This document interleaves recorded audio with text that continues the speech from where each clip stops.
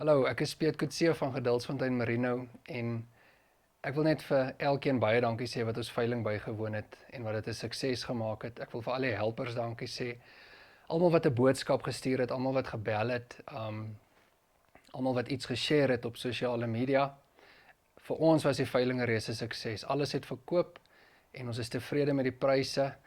En op die einde van die dag gaan dit oor gemoedsrus. Ons het gemoedsrus met dit wat julle gekoop het en julle kan gemoedsrus hê met dit wat julle gekoop het. Ek dink die skaap sal goed doen na waar hulle is en ons sê net weer eens vir elkeen baie dankie.